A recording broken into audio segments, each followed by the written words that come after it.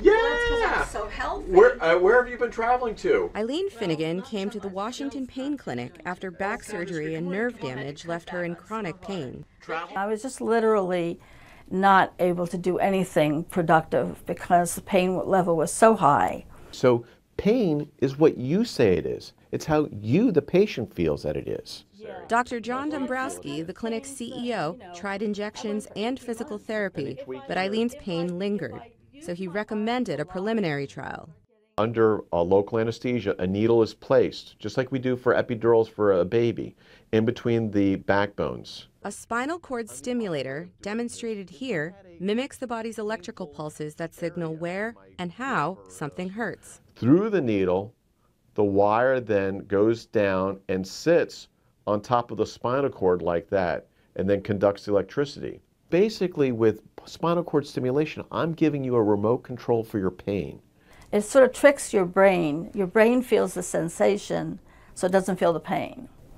But the pain is still there, but it's just hidden. After a successful trial, this pacemaker for pain now sits at the base of Eileen's spine, sending electrical signals through the spinal cord and interrupting pain signals that would ordinarily reach her brain. Here's the battery. Wire went here, all the way up to the mid part of her back, which is, again, here. While nerve stimulation isn't without risk, Eileen says the implanted device has kept her pain-free without medication. It's like my brain and the machine kind of get in sync, and Awesome. all of a sudden, you know, half an hour later, I forget that I had pain. Come on. Dr. Dombrowski also treats patients like David Stavanoha, who has struggled with addiction to painkillers and heroin. It affected me at work.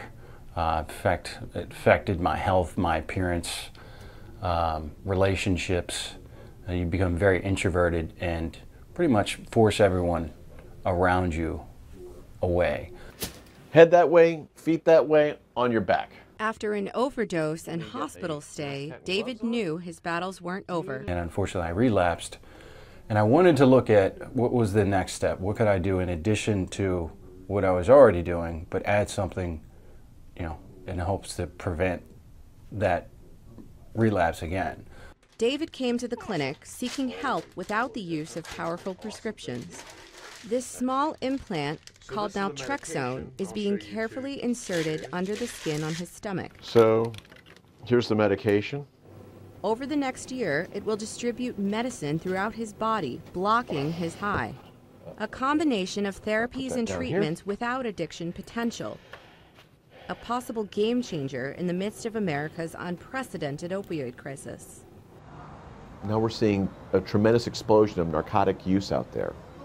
And because of that, we now see the problem with dependency, addiction, and death. We're talking about it, which is a great start, but we need to start doing something about it. Elizabeth Chernoff, VOA News, Washington.